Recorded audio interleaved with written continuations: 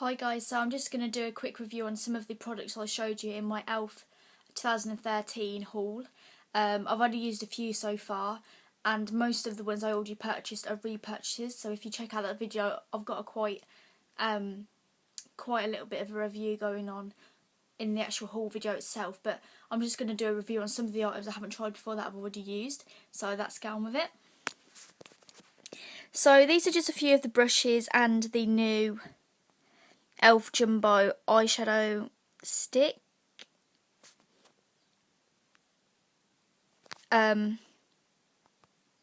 So yeah, this is in French lace. And someone did actually say on their other videos that e.l.f. actually have stopped putting these stickers on with the actual shade number or the actual shade name, but obviously they haven't on this sort of, on my haul. Because I would be annoyed, obviously, if you take it out of the packaging and there'll be no name, you wouldn't really know what shade it was. And one thing I do like about these, now I've actually took it out of the packaging, is the feel of it. It feels very, I don't really know how to explain it. It's obviously plastic, but the white bit feels really smooth, and just really funny sort of feel to it. As I did say, the product only comes to around here, so, but I already knew that before I bought it, because I did buy it in a 50% off, with a 50% off discount code. These are normally £2.50, and I'll swatch this one. This is French lace. It's a very nude colour, but as I did say, it looks a lot more goldy than it is. I thought this was a more nudie pink. I'll take the lid off. So yeah, and I actually have got this on today, and it's lasted quite well. It's lasted quite a long. So this is the swatch. As you can see, it has actually got glitter in it, which I didn't actually realise. I thought it was just shimmer. When I was actually applying this to my face earlier, I didn't actually see any glitter particles on the actual eye. I applied this under the waterline. It's very smooth and silky and easy to apply. It stayed on for about 3 hours, but it is fading. It does feel a little bit greasy, but it's easy to get on, to slide onto the eye. So this is a nudie colour. You can't really see it.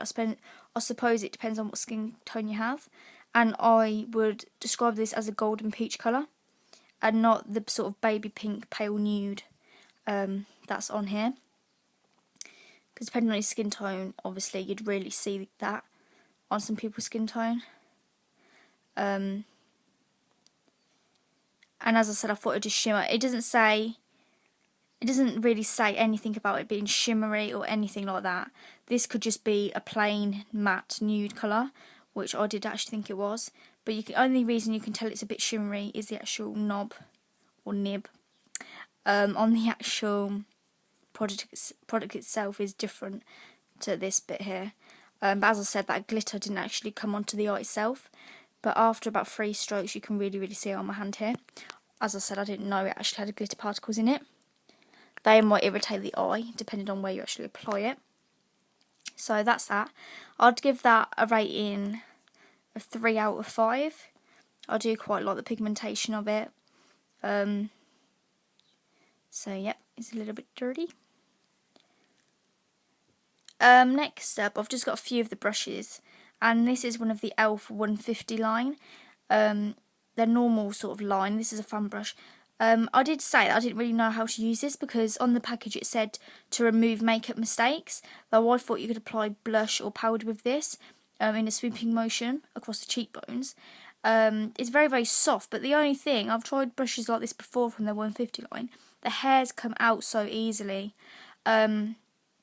And also there's big gaps in between the hairs, so you don't really get a full coverage sort of look. I applied this in a sweeping motion with some bronzer earlier on the cheekbones, and it just did massive orange blobs all over my cheekbones. It didn't sweep in an even sort of, it didn't give even pigmentation or anything like that. And the hair's fallen out already, so I'll give that 2 out of 5. Next up, I do have the e.l.f. Bamboo Concealer Brush. As I said, I got this in the clearance section or sale section on the website. This was £3. No, this was actually, I think originally it was £6, and then it went down to £3, and then the last 50% off voucher, you could use it on sale items as well, so I got this for £1.50. It's a very, very sturdy, soft brush. It's a bit more sturdier, and I prefer it to the Eco Tools brushes, to be honest, the Eco Tools concealer brush. This is there's a lot more hairs in this one. It's longer, so that gives better coverage. Yeah, I really do like that. Next up, I have the Studio Stipple brush. It says applying stippling motions, but I don't even know what that means. I suppose in dabby sort of motions like this, I don't know, that's how I was applying it anyway. It does give really, really smooth coverage. The only thing is, you don't really get, it's not really that big at the top. They do a small version as well. So, I don't know, I think this needs to be a bit bigger because the powder brush is massive. So yeah, I have to work this in about 2 times over, like 2 coats of foundation really, to get the coverage I want. I do like this, but some of the hairs are actually falling out already when I took out the packaging. And I wasn't expecting that from the e.l.f. Studio line. So that's a little bit disappointing, but I do really like it. So I'll probably give that a 4 out of 5. And then the powder brush, I really love this brush. It's super, super soft. Some of the hairs are yet again falling out, which I wasn't expecting from the e.l.f. Studio line of brushes. I use this for actual powder, so it gives a maximum sort of coverage. Very, very soft. It gets in all the areas. I've noticed it makes such a difference to your complexion. Instead of using an actual complexion brush, this gives such a fuller coverage. I really, really, really, really like this. I'll give it probably a 5 out of 5. And next up, another one of the brushes I've used from the Studio line is the contour brush, the eye contour brush. One of the things that sort of shocked me about this is it's massive. It's thicker than any sort of eyeshadow brush I've ever known of. It's really, really, really wide. This is just to do above the crease, to do like a winged effect on the upper eyelid. But the only thing is, it is so thick, you get it everywhere. Especially if it's a powdery eyeshadow, it goes everywhere.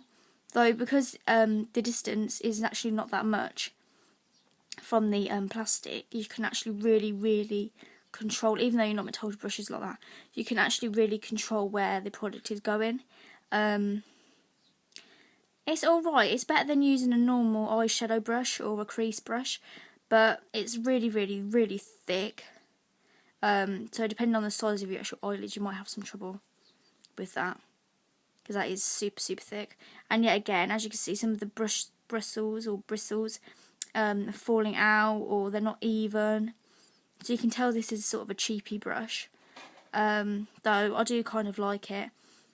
It does really, really help with the pigmentation and obviously contouring, but it is really, really thick, and that can be a little bit difficult to manage on certain eyeshadows.